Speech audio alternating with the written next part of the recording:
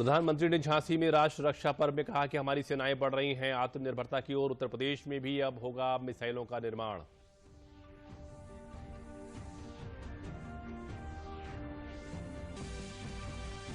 महोबा में सिंचाई परियोजनाओं का शुभारंभ करते हुए प्रधानमंत्री ने बुंदेलखंड के किसानों के खेतों तक पानी पहुंचाने का मार्ग किया प्रशस्त। पेयजल की भी मिलेगी सुविधा।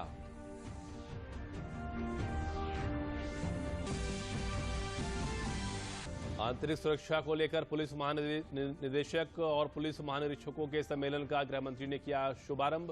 प्रधानमंत्री आज कॉन्फ्रेंस में रहेंगे मौजूद।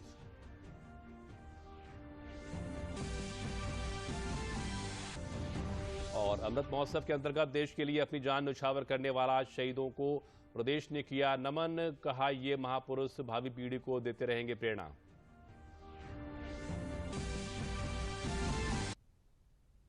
नमस्कार, मैं हूं प्रणब अग्निहोत्री। समाचार विस्तार से। प्रधानमंत्री नरेंद्र मोदी ने वीरांगना महारानी लक्ष्मीबाई की जयंती पर सेना द्वारा आयोजित 3 दिवसीय राष्ट्र रक्षा समर्पण पर्व के समापन समारोह में शिरकत की। इस दौरान प्रधानमंत्री मोदी ने सेना और झांसी को कई सौगातें दी। प्रधानमंत्री ने झांसी में डिफेंस कॉरिडोर के 400 करोड़ रुपए की लागत के पहले प्रोजेक्ट की आधारशिला भी रखी। उस दौरान प्रधानमंत्री ने औपचारिक रूप से भारतीय वायुसेना को HAL के हल्के कॉम्बैट हेलीकॉप्टर भी सौंपे।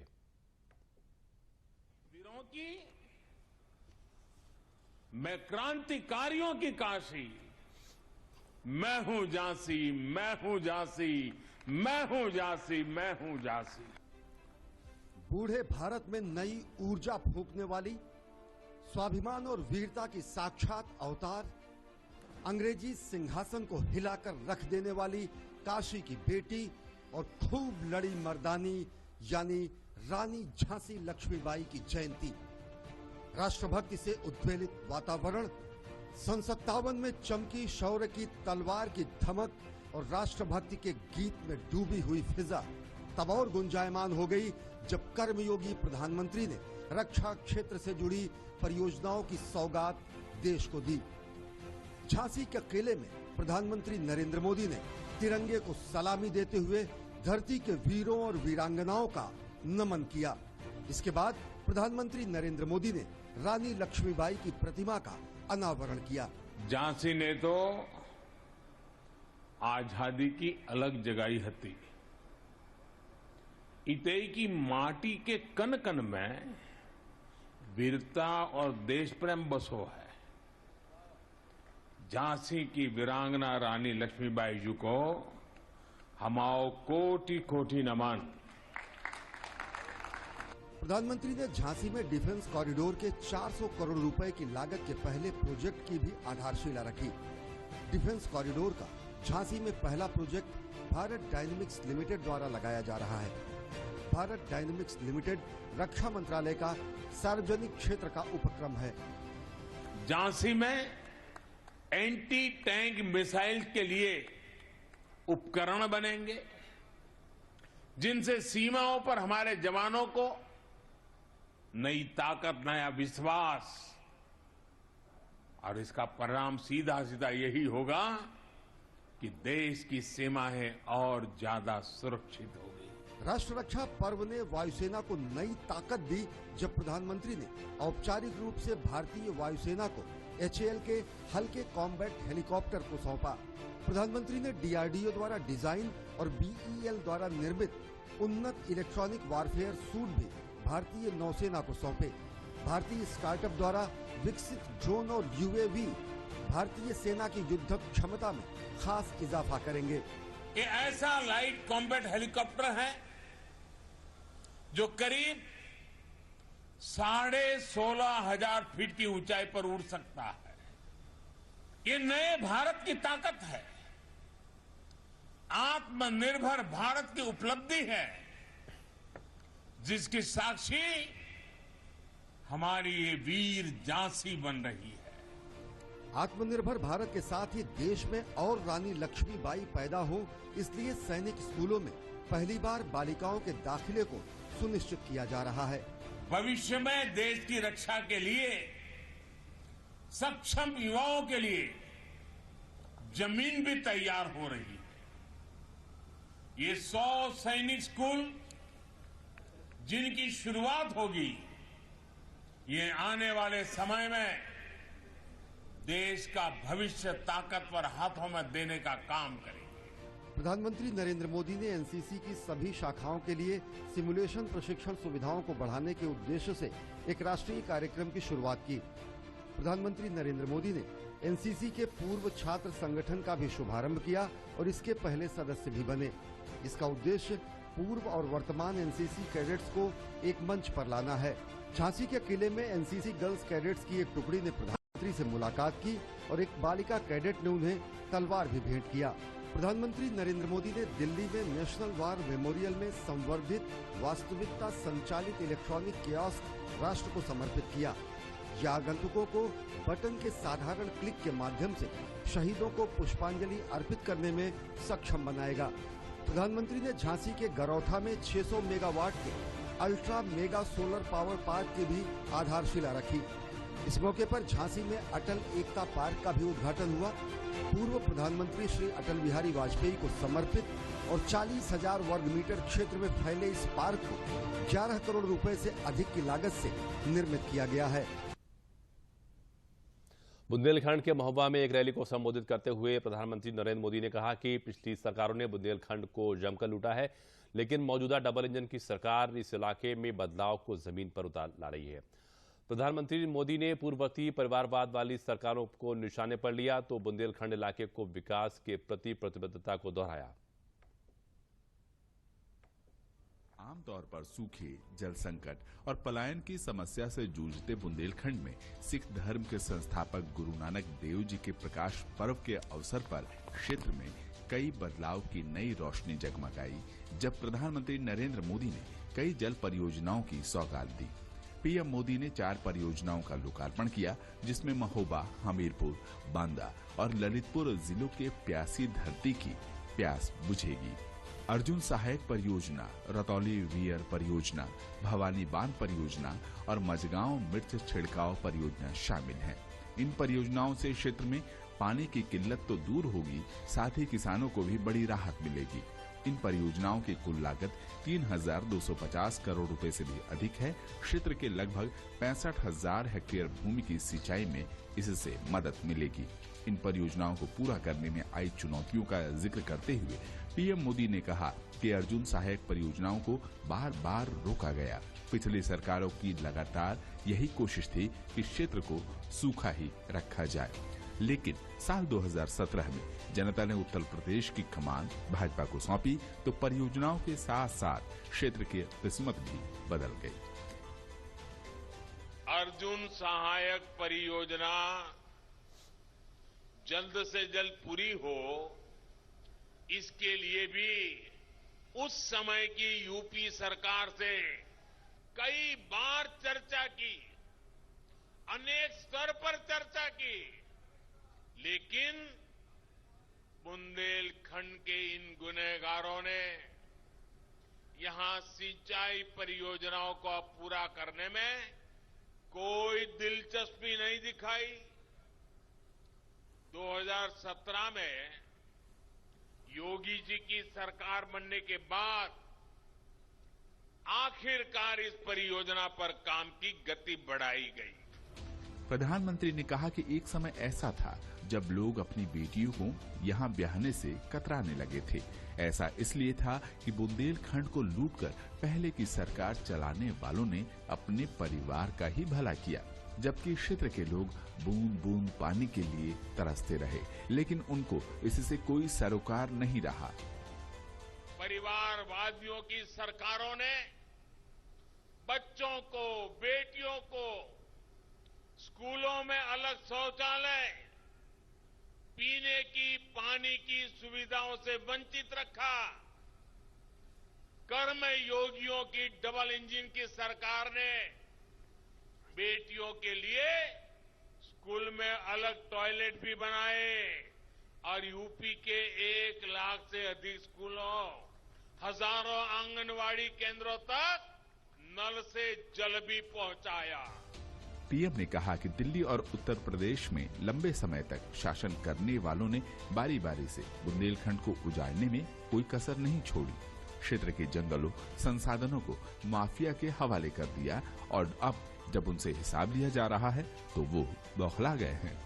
यहाँ के जंगलों को, यहाँ के संसाधनों को कैसे माफिया के हवाले किया गया, ये किसी से छिपा नहीं है।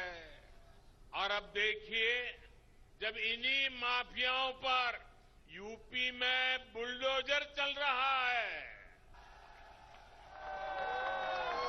तो कुछ लोग हाय तौबा मचा रहे हैं। प्रधानमंत्री नरेंद्र मोदी ने जल परियोजनाओं से संबंधित एक प्रदर्शनी का भी अवलोकन किया। ये परियोजनाएं इस बात का सबूत हैं कि क्षेत्र के विकास का चक्र घूम चुका है। आला उदल और रानी लक्ष्मीबाई समेत दूसरे वीर वीरांगनाओं की ये धरती विकास की दौड़ में नई इबारत लिखने के लिए तैयार है, जहां आत्मनिर्भर भारत की झलक भी होगी और पर्यटन क्षेत्र को नया आयाम भी मिलेगा। समाचारों में वक्त है एक छोटे से विराम का। क्या बात है, बहुत कुछ लग रहा है। 3 महीने में पैसे डबल, वाह। फास्ट और हाई रिटर्न्स भी। क्या स्कीम है? कल तो नहीं थी यहाँ। और कल होगा भी नहीं। तूने कभी 5 ओवर में डबल सेंचुरी मारी है? ऐसे स्कीम के बहकावे में आके हम धोखा खा सकते हैं। और आरबीआई कहता है अपना पैसा सुरक्षित रखो और समझदारी से निवेश करो। अगर ज्यादा रिटर्न के पीछे भागोगे तो रिस्क भी उतना ही उठाओगे। और फास्ट रिटर्न से बच के, और फास्ट बॉलिंग से भी। आरबीआई कहता है जानकार बनिए, सतर्क रहिए।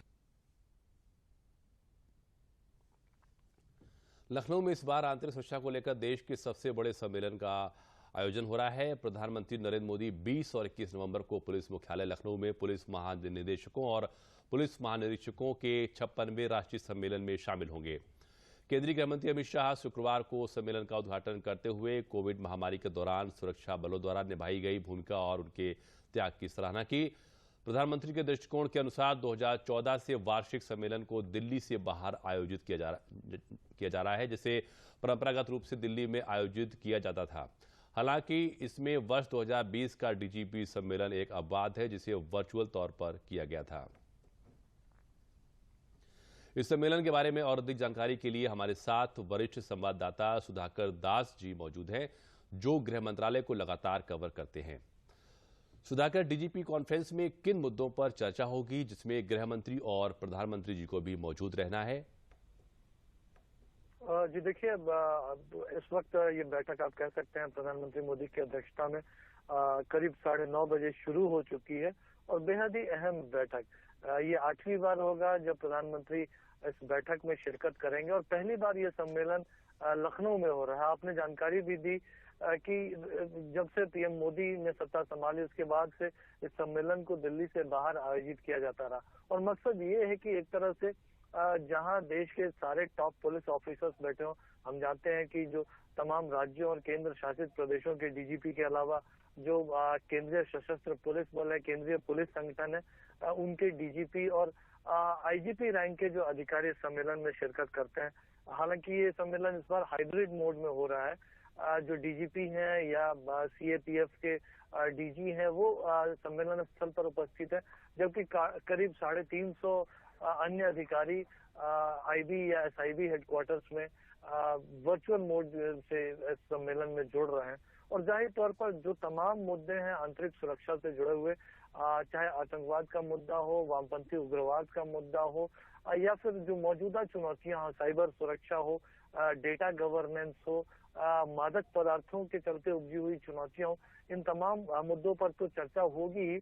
बीते सम्मेलनों में लगातार पुलिस ट्रेनिंग, पुलिस मॉडर्नाइजेशन, इन तमाम चीजों को आगे बढ़ाया जा रहा है, तो उसको भी आगे बढ़ाने की उम्मीद है।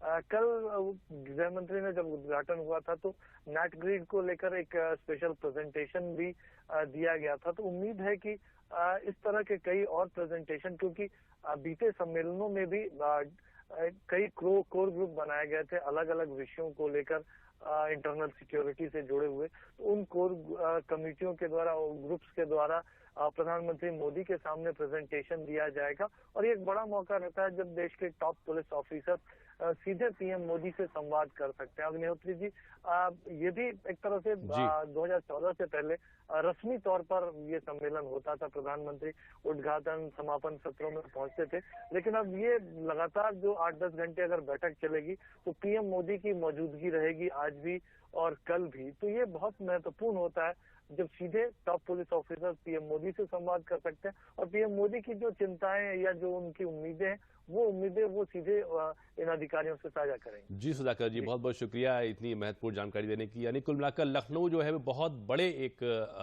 कार्यक्रम की मेजबानी कर रहा है और आने वाले समय में नई चुनौतियों से निपटने के लिए भी सरकार और प्रशासन और पुलिस के जो बड़े अधिकारी हैं इस पर चर्चा होगी और नई चीजें निकलकर सामने आएंगी। आगे बढ़ते हैं, फतेहपुर की बात करते हैं। फतेहपुर में केंद्रीय राज्य मंत्री साध्वी निरंजन ज्योति ने परमार्थ सेवा समिति द्वारा आयोजित सामूहिक विवाह समारोह में भाग लिया। कार्यक्रम में 11 नवविवाहित जोड़ों को केंद्रीय मंत्री ने आशीर्वाद प्रदान किया। कार्यक्रम के संबंध में जानकारी देते हुए केंद्रीय मंत्री ने कहा कि परमार्थ सेवा समिति द्वारा आयोजित सामूहिक विवाह कार्यक्रम एक सराहनीय पहल है। इन प्रयासों के माध्यम से गरीब परिवारों की बेटियों की शादी अच्छे ढंग से हो जाती है। वहीं राज्य कारागार मंत्री जय कुमार सिंह जैकी ने कहा कि जनपद में सामूहिक विवाह कार्यक्रमों से हम दहेज जैसी कुप्रथा को समाप्त कर सकेंगे।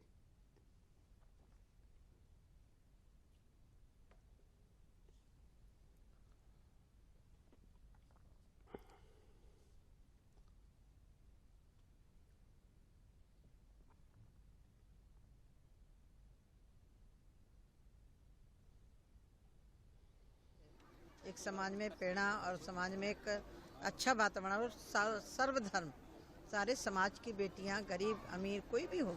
और मेरा तो मानना है कि एक परंपरा अच्छी परंपरा है।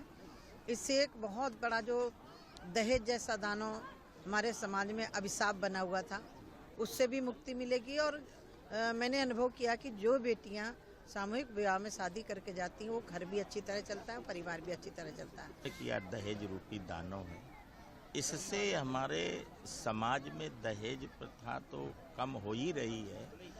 हमारे उत्तर प्रदेश के मुख्यमंत्री जी आदरणीय योगी आदित्यनाथ जी सामूहिक शादी समारोह जो हम सरकारी कार्यक्रम भी करते हैं, उस कार्यक्रम के पीछे यही मकसद है कि हमारे प्रदेश की बेटियों को कोई भार न समझे। 12वां वर्ष है और एक जो जात पात के भाव लोगों में था वो सामाजिक समरसता आवे और जो दहेज रूपी जो दानव हमारे समाज में व्याप्त हो चुका है उस दहेज को समाप्त करने के लिए और सामाजिक समरसता लाने के लिए और अभिभावक अपनी बेटियों को बोझ न समझे, इन सब भावनाओं से प्रेरित होकर के इस कार्यक्रम का आयोजन शुरू किया। हमारे गांव के लेके महिलाओं, बच्चों, बुजुर्गों से लेके सभी लोगों ने भरपूर सहयोग किया और 12 वर्षों से बराबर चल रहा है। कला, संस्कृति, स्वाद और हुनर की छाप छोड़कर लखनऊ का हुनर हाट 21 तारीख को विदा हो रहा है, लेकिन इसका दीदार करने के लिए अभी भी लखनऊ के निवासियों के लिए मौका बाकी है। हुनर हाट की खासियत बताने वाली देखिए ये रिपोर्ट। लखनऊ आजकल हुनर हाट की मेजबानी कर रहा है, जहां आप पूरे देश के समृद्ध सांस्कृतिक और जातीय पहलुओं को देख सकते हैं। हाट में विभिन्न राज्यों और केंद्र शासित प्रदेशों के स्टॉल लगाए गए हैं, जहां स्थानीय कारीगरों द्वारा खूबसूरती से तैयार किए गए उत्पादों को देखा जा सकता है। देश के विभिन्न हिस्सों से आने वाले इन कारीगरों की लखनऊ में अच्छी बिक्री हो रही है। अच्छा रिस्पॉन्स है, यहाँ के लोग भी बहुत अच्छे हैं, पहली बार बहुत अच्छा लगता है। मेरा नाम आरिफ है। हम लोग यहाँ आगरा यूपी उत्तर प्रदेश से हैं और यह हुनर हाट में हम लोगों ने ये सारे आर्टिकल्स आप देखें ना यहाँ लगाए हुए हैं, ये हम लोग खुद बनाते हैं, सारा हैंडीक्राफ्ट है और हुनर हाट से हम लोगों को बहुत अच्छा रिस्पॉन्स है। यह हाट भारत की अनेकता में एकता का एक महा उत्सव है और हमारे आत्मनिर्भर भारत के सपने को बल देता है। उड़ीसा की पट्टचित्र चित्रकारी, असम के बास्क काम, जम्मू और कश्मीर का पश्मीना, बिहार की मधुबनी, खुर्जा की ब्लू पॉटरी, लकड़ी के खिलौने और सहारनपुर से लकड़ी का फर्नीचर सभी पर्यटकों को बहुत पसंद आ रहा है। भोजन और संस्कृति की विविधता को देखने के लिए भारी संख्या में पर्यटक यहाँ आ रहे हैं। संगीत और नृत्य के विशेष सांस्कृतिक कार्यक्रम इस हाट को लोगों के लिए और भी आकर्षक बना रहे हैं। ये प्रदर्शनी 21 नवंबर तक अवध विहार योजना मैदान में चलेगी। इसलिए यदि आप भी नवाबों के शहर लखनऊ में हैं, तो भारत के जायके के लिए हुनर हाट जरूर जाएं।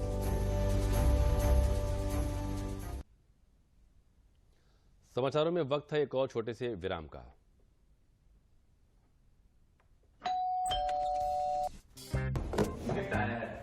अरे वाह, लेजेंड की बैट, इससे तो मैं खेलूंगा। फ्यूचर बैटिंग लेजेंड है। इसमें जिसका नाम लिखा है बैट उसी को मिलेगी। अरे यार, देखा, अगर इस पे मेरा नाम नहीं लिखा होता तो कितनी दिक्कत हो जाती। इसलिए आरबीआई कहता है बैंक अकाउंट हो या बैंक लॉकर, उसमें नॉमिनी का नाम जरूर दर्ज करें ताकि आपकी जमा पूंजी उसी को मिले जिसे आपने नामित किया है। आरबीआई कहता है जानकार बनिए, सतर्क रहिए। किसान आंदोलन का जिक्र आते ही लखीमपुर की घटना लोगों के जहन में आती है। न्यायालय के अधीन इस मामले की जांच चल रही है। प्रधानमंत्री ने जब तीनों कृषि कानूनों को वापस लेने की घोषणा की, तब यहां के किसानों में भी खुशी देखी गई। किसानों ने प्रधानमंत्री के इस निर्णय का स्वागत किया है और ये विश्वास व्यक्त किया है कि सरकार किसानों के हित लाभों को हमेशा सर्वोपरि रखेगी, कृषि को लाभकारी बनाएगी। जो सरकार 3 कृषि कानून लाई थी, प्रधानमंत्री नरेंद्र मोदी ने उसको वापस लिया। किसान इससे खुशहाल है और देश भी आगे बढ़ेगा। मैं प्रधानमंत्री नरेंद्र मोदी का धन्यवाद देता हूं। हमारी सरकार ने जो 3 कृषि कानून लाई थी, आज हमारे देश के माननीय प्रधानमंत्री नरेंद्र मोदी जी ने इन कानूनों को वापस ले लिया है, जिससे हमारे देश में व हमारे क्षेत्र के किसानों में काफ़ी खुशी की लहर है। से कुछ समय पहले जो 3 कृषि कानून हमारे देश की सरकार लाई थी हमारे देश में, उसको हमारे देश के प्रधानमंत्री श्री नरेंद्र मोदी जी ने वापस ले लिया है, जिससे हमारे क्षेत्र में, हमारे ज़िले में और हमारे देश में किसानों के अंदर खुशी का माहौल है और किसान इस कानून वापस लेने से बहुत खुश हैं। इसलिए हम प्रधानमंत्री श्री नरेंद्र मोदी जी को धन्यवाद देते हैं। आज़ादी के अमृत महोत्सव के तहत अमर शहीद ठाकुर दरियाव सिंह स्मारक स्थल खागा फतेहपुर में शहीदों की स्मृति में दीपोत्सव कार्यक्रम का आयोजन किया गया, जिसमें अलग अलग स्कूलों के लगभग 1,500 छात्र छात्राओं सहित स्थानीय लोगों ने सहभागिता की। इस अवसर पर 1 लाख से अधिक दीप प्रज्वलित कर अमर शहीदों को श्रद्धांजलि दी गई। इस दीपोत्सव कार्यक्रम का उद्देश्य आम जनमानस में राष्ट्र प्रेम की भावना को जागृत करना है।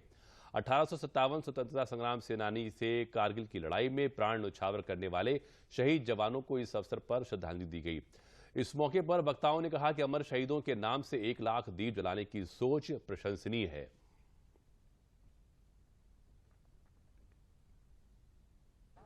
ये पूरे भारत में आज़ादी का अमृत महोत्सव मनाया जा रहा है, उसके तहत हमने स्वतंत्रता का अमृत महोत्सव मनाने का संकल्प लिया है। कह रहे हैं 1 लाख दीपक के लिए हमने संकल्प लिया था, वो हमारा संकल्प ज़्यादा हो गया। करीब 1.5 लाख दीपक हमारे स्मारक क्षेत्र में जलने जा रहे हैं और इसका उद्देश्य है हम जवानों को, जो भूले हुए हमारे यहाँ जिले के और सभी पूरे भारत के जो जवान देश के हैं, उनको हम दीप जलाकर श्रद्धांजलि देंगे। जो स्वतंत्रता महोत्सव का 75वां महोत्सव मनाने का कार्यक्रम यहाँ पर हुआ है और जिसमें अलग अलग विद्यालयों से आए हैं। मैं विद्या मंदिर के साथ और मेरे जो भी छोटे भैया बहन लोग आए हैं और इस स्वतंत्रता महोत्सव में भाग लिए हैं। 1 लाख से ऊपर दीप उत्सव का महोत्सव है, तो वही सभी लोग किए हैं और ये महोत्सव बड़ा सफल रहा है और बहुत अच्छा रहा। ऐ मेरी ज़मीं महबूब मेरी, मेरी नस नस में तेरा इश्क बहे, फीका न पड़े कभी रंग तेरा जिस मुंह से निकल के खून कहे। ऐ मेरी ज़मीं महबूब मेरी, मेरी नस नस में तेरा इश्क बहे, फीका न पड़े कभी रंग तेरा जिस मुंह से निकल के खून कहे। तेरी मिट्टी में मिल जावा गुल बन के, मैं खिल जावा इतनी सी है दिल की आरज़ू। आजादी के अमृत महोत्सव के अंतर्गत जालौन में वीरांगना लक्ष्मीबाई के जन्मदिन के अवसर पर भाजपा और संघ के कार्यकर्ताओं ने तिरंगा यात्रा निकाली। हाथों में तिरंगा लेकर युवा नारे लगाते हुए रानी लक्ष्मीबाई की शहादत को नमन कर रहे थे। ये यात्रा अलग अलग विकास खंडों में एक साथ निकाली गई, जो शहर और कस्बों के कई मार्गों से गुजरती हुई लोगों को राष्ट्र प्रेम की प्रेरणा दे रही थी।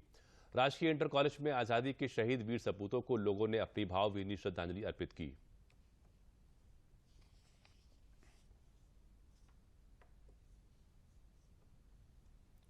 ये हमारी आज़ादी के देश का 75वां अमृत महोत्सव मनाया जा रहा है। झांसी की रानी जो शौर्य और अप्रतिम शौर्य की प्रतीक हैं, 1857 की जिन्होंने संग्राम की पहली अग्रणी भूमिका निभाई। जन्मोत्सव मनाने के लिए हमारे संघ परिवार की तरफ से, हमारे सारे समाज की तरफ से, जनता इंटर कॉलेज से इस यात्रा को हम लोगों ने GIC ग्राउंड तक निकाला और यहाँ आकर उसका समापन हुआ है। महारानी लक्ष्मीबाई के जन्म दिवस उत्सव पर भारत अमृत महोत्सव का शुभारंभ उरई नगर से किया जा रहा है और यह रथ यात्रा प्रत्येक नगर, प्रत्येक शहर, प्रत्येक विकास खंड, प्रत्येक गांव तक जाएगी। कार्तिक पूर्णिमा के अवसर पर सोनभद्र जिले के चोपड़ स्थित सोन नदी के पावन तट पर वीरांगना रानी लक्ष्मीबाई के जन्मदिन के अवसर पर इस अमृत महोत्सव में स्वतंत्रता संग्राम सेनानियों को याद करते हुए उनकी अमर गाथाओं को साझा किया गया। इस अवसर पर शहीदों के नाम एक दीप के तहत दीपदान भी किया गया। सोन नदी के तट पर भव्य संगीतमय कार्यक्रम के साथ दीपदान और सोन आरती का भी आयोजन किया गया। इसमें प्रदेश के समाज कल्याण राज्य मंत्री संजीव गौड़ सहित बड़ी संख्या में लोगों ने शिरकत की। स्थानीय लोगों ने घाटों पर दीप जलाकर शहीदों को श्रद्धांजलि अर्पित की। इस अवसर पर स्कूली बच्चों द्वारा रंगोली भी सजाई गई।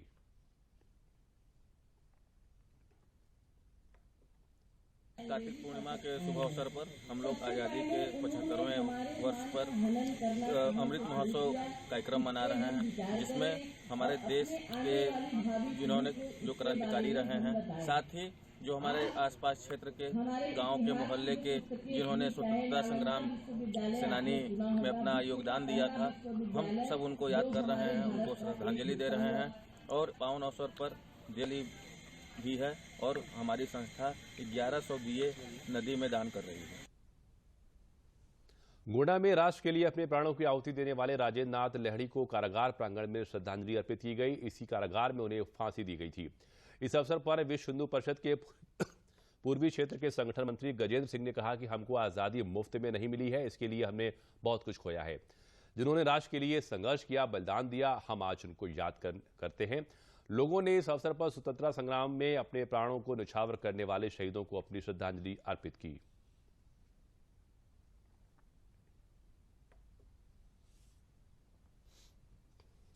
स्वतंत्रता को, आजादी को 75 वर्ष पूरे होने जा रहे हैं और उसी के उपलक्ष्य में ये अमृत महोत्सव ये पूरे देश में समाज के द्वारा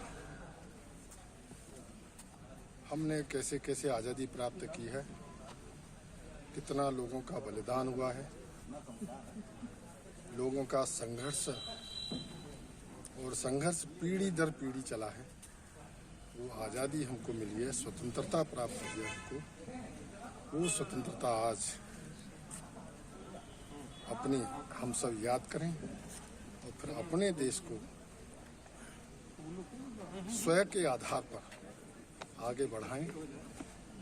आने वाली पीढ़ी भी इसको समझे, उसको ध्यान में रखकर ये अमृत महोत्सव के कार्यक्रम पूरे देश में इस समय मनाए जा रहे हैं।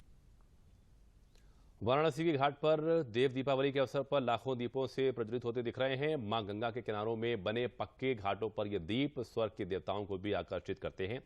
भगवान शिव के नगरी और दुनिया के पुराने नगर वाराणसी में यह दीपोत्सव मनाने की पुरानी परंपरा है। कहा जाता है कि इस अवसर पर काशी में देवता भी आकर भगवान शिव को नमन करते हैं। मां गंगा की भव्य आरती को देखने के लिए दूर दूर से श्रद्धालु यहां पर आते हैं और काशी की छटा को अपने मन में बसा लेते हैं। 15 लाख दीपों के साथ देव दीपावली की भव्यता सभी को आकर्षित करती है। इस अवसर पर राष्ट्रीय धुन के साथ शहीदों को भी श्रद्धांजलि अर्पित की गई। आजादी और अब अंत में मुख्य समाचार एक बार फिर।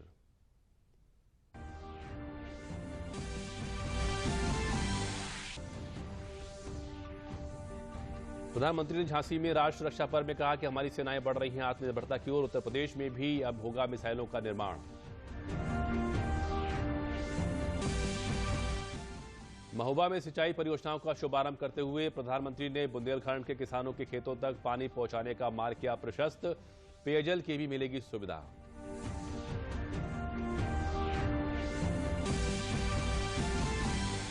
आंतरिक सुरक्षा को लेकर पुलिस महानिदेशक और पुलिस उप महानिरीक्षक के सम्मेलन का गृह मंत्री ने किया शुभारंभ।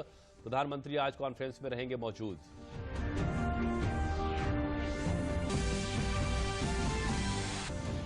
और अमृत महोत्सव के अंतर्गत देश के लिए अपनी जान न्यौछावर करने वाले शहीदों को प्रदेश ने किया नमन। कहा, ये महापुरुष भावी पीढ़ी को देते रहेंगे प्रेरणा।